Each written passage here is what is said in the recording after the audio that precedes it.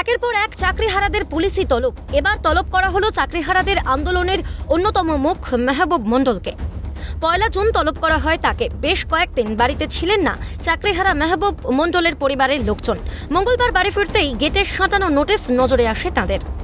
মেহবুবকেও সেই নোটিশ পাঠানো হয়। তারপরই তিনি পুলিশ আধিকারিকদের ফোন করে জানান নির্ধারিত সময় যেতে পারবেন না, তবে হাজিরা অবশ্যই দেবেন। যেমন কথা তেমনই কাজ।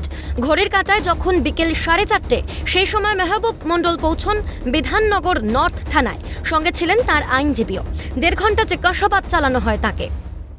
না, আমাকে যা যা জিজ্ঞাসা করেছে টু দ্য পয়েন্ট আমি সবগুলোই উত্তর দিয়েছি। এখানে আমরা কোনো অবৈধ অনৈতিক কাজ করতে আসিনি যে কোনো কিছু লোকাতে হবে বা কোনো একটু ডিপ্লোম্যাটিক অ্যান্সার দিতে হবে।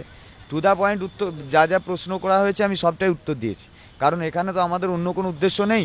আমাদের চাকরি গিয়েছে, আমরা সরকারের সঙ্গে বারবার দেখা করতে চেয়েছি, এখনও চাইছি, কোনো রকম কোঅপারেশন আসছে না। সমস্ত মাস উত্তপ্ত হয়েছে, তারা আন্দোলনে অংশগ্রহণ করেছে। এখানে তো কোনো পলিটিক্যাল পার্টির আন্দোলনের মতো ব্যাপারগুলো নয়। 31 তারিখ চাকরিহারা অমিত রঞ্জন ভূঁইয়াকে তলব করা হয়েছে বিধাননগর নর্থ থানার পক্ষ থেকে। যদিও মঙ্গলবার তার কাছে সেই নোটিশ গিয়ে পৌঁছয়। 15 তারিখ বিকাশ ভবনের সামনে চাকরিহারাদের আন্দোলনে ভেঙে পড়ে বিকাশ ভবনের গেট। সরকারি সম্পত্তি নষ্ট এবং সরকারি কর্মচারীদের হুমকির অভিযোগে একের পর এক চাকরিহারাদের তলব করে বিধাননগর নর্থ থানা। তবে পুলিশকে সব রকম সহযোগিতা করতে প্রস্তুত, তা প্রথম থেকেই জানিয়েছিলেন চাকরিহারারা।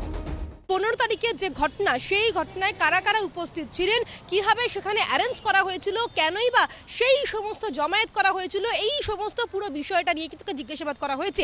তার পাশাপাশি পুরো ঘটনায় একেবারে ভিডিও রেকর্ডিং করা হয়েছে এবং তিনি পরিষ্কার জানিয়ে দিলেন যদি তাকে আগামী দিন সহযোগিতার জন্য ডাকা হয় তিনি একেবারে সশরীরে হাজিরা দেবেন, এমনই পরিষ্কার বক্তব্য বললেন মেহবুব মণ্ডল। ক্যামেরায় জ্যাকি সিং এর সঙ্গে দীপাঞ্জনা সাউ ও রেশমি দাসের রিপোর্ট, ক্যালকাটা নিউজ।